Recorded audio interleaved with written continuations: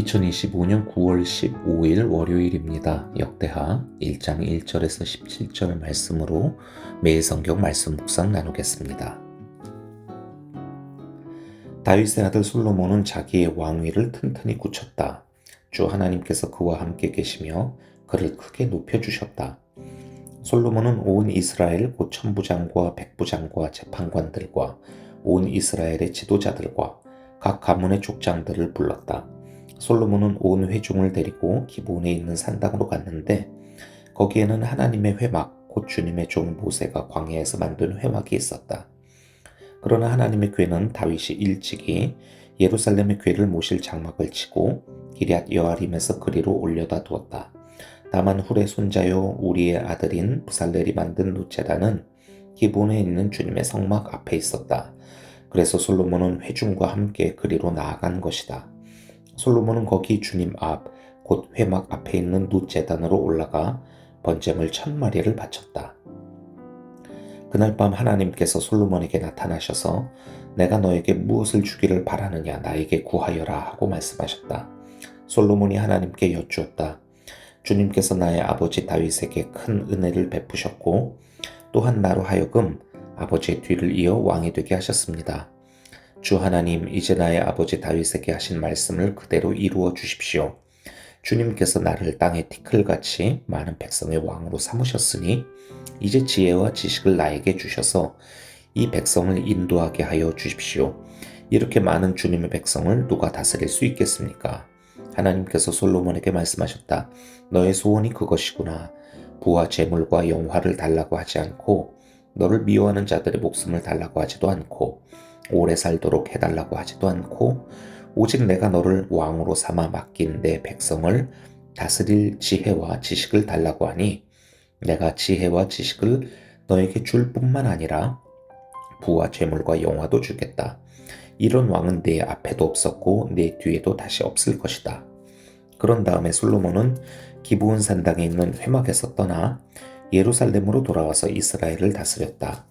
솔로몬이 병거와 기병을 모으니 병거가 1400대, 기병이 12,000명에 이르렀다. 솔로몬은 그들을 병거 주둔 성과 왕이 있는 예루살렘에다가 나누어 배치하였다. 왕의 덕분에 예루살렘에는 은과 금이 돌처럼 흔하였고 백향목은 세펠라 평원지대의 뽕나무만큼이나 많았다. 솔로몬은 말들을 이집트와 구웨에서 수입하였는데 왕실 무역상들을 시켜 구웨에서 사들였다. 병거도 이집트에서 사들였는데 값은 병거 한 대에 은 600세겔이고 말 한 필에 150세겔이었다. 그렇게 들여와서 그것을 해쪽의 모든 왕과 시리아 왕들에게 되팔기도 하였다. 솔로몬이 다윗에게 왕위를 이어받는 것으로 역대상에 마치게 됩니다. 그리고 이제 역대하는 솔로몬이 권력이나 무기보다 먼저 하나님께 예배를 드리고 지혜를 구하는 장면으로 이야기를 시작하지요.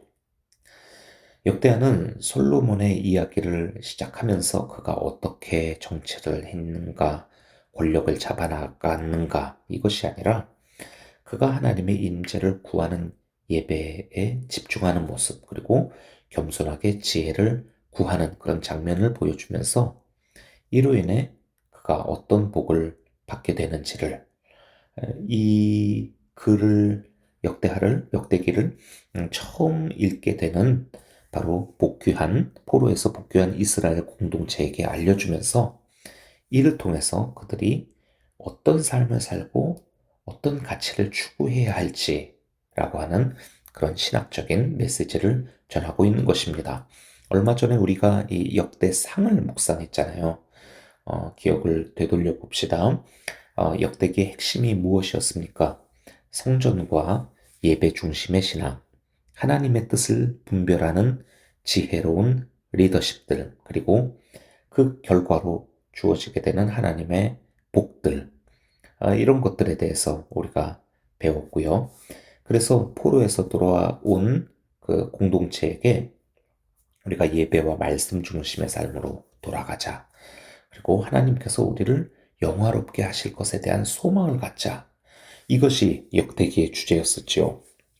역대하 역시 그러한 내용의 연장선에 있고요. 오늘 우리가 읽은 이 1장에서도 역시나 같은 의미, 그 내용을 저희가 발견하게 될 것입니다. 2에서 6절을 보게 되면은 솔로몬이 이스라엘의 모든 지도자들과 족장들을 불러 모아 기브온 산당에서 번제물 1000마리를 바치는 그런 제사를 드리지요. 솔로몬은 왜 아버지 다윗이 언약궤를 예루살렘으로 모셔와서 그곳에서 다윗의 장막을 세우고 또 찬양과 예배, 찬양의 예배를 드렸잖아요. 그곳에서 제사를 드리지 않고 왜 기브온의 산당으로 갔을까요?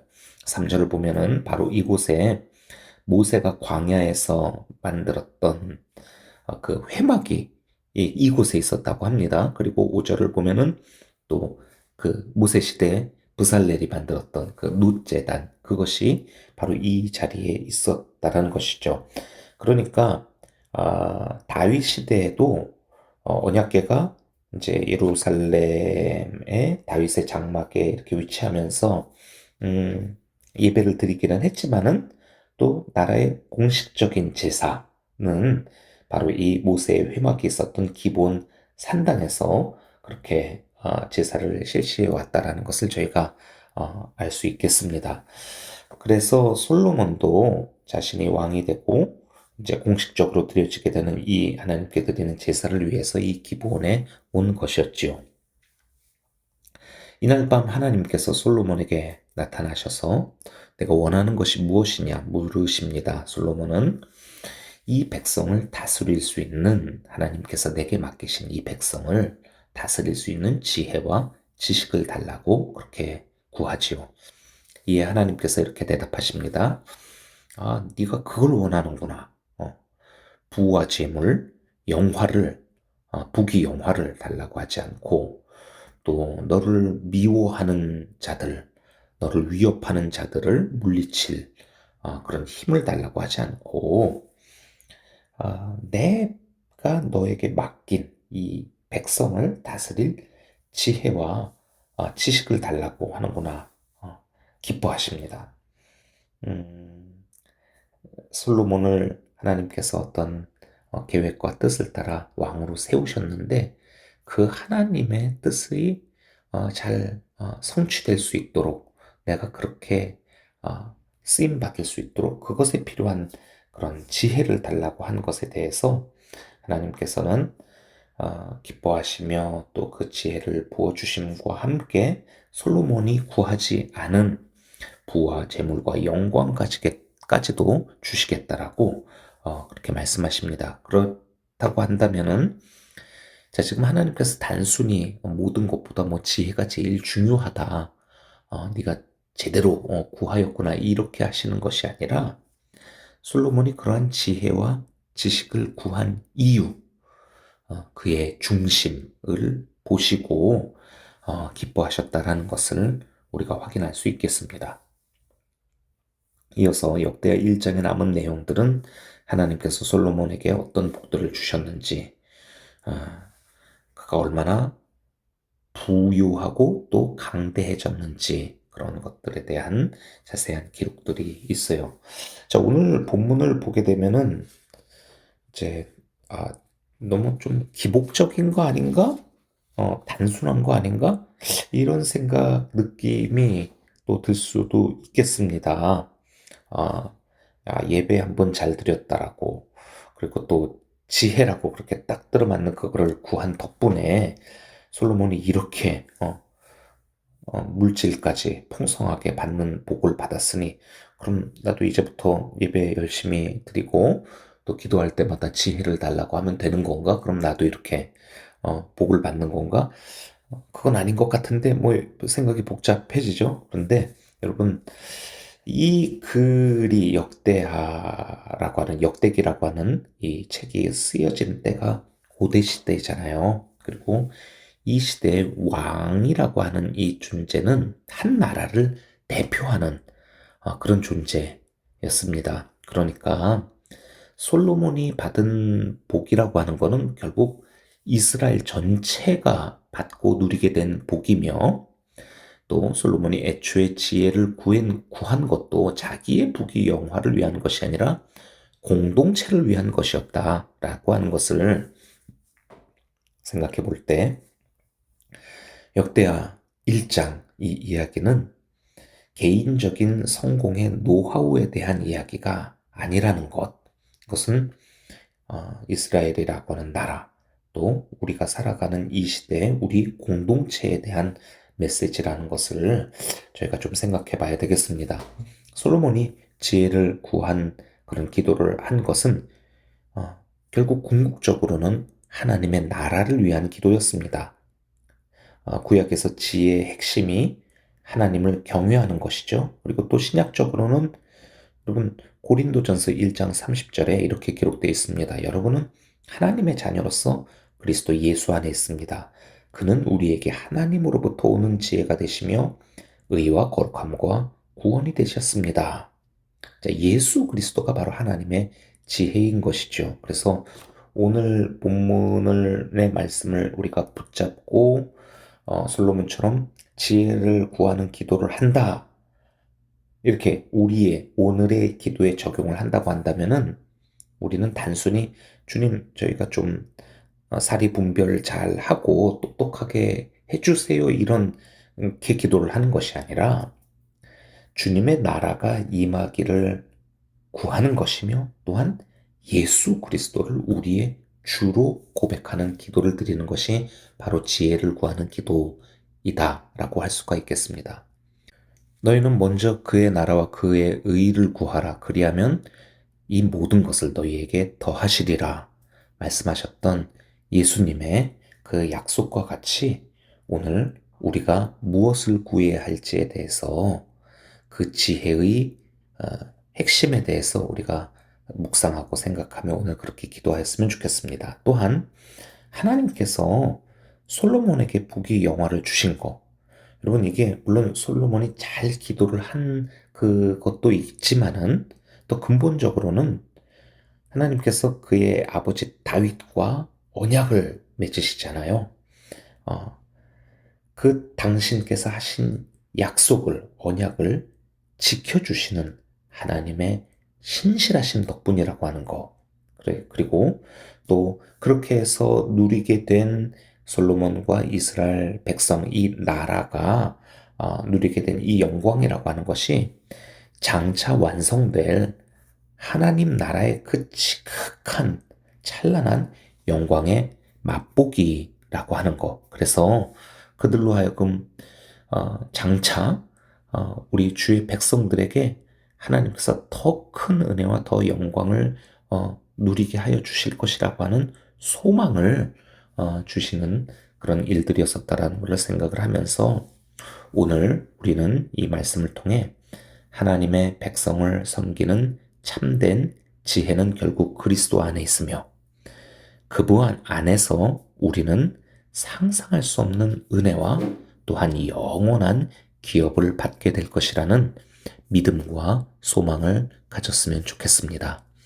이 마음으로 오늘 내가 하나님께 무엇을 구하고 또 나의 삶의 중심에 누구를 모셔야 할지에 대해서 마음을 새롭게 하며 다짐하며 결단하며 기도하는 이 시간 되었으면 좋겠습니다. 기도하겠습니다.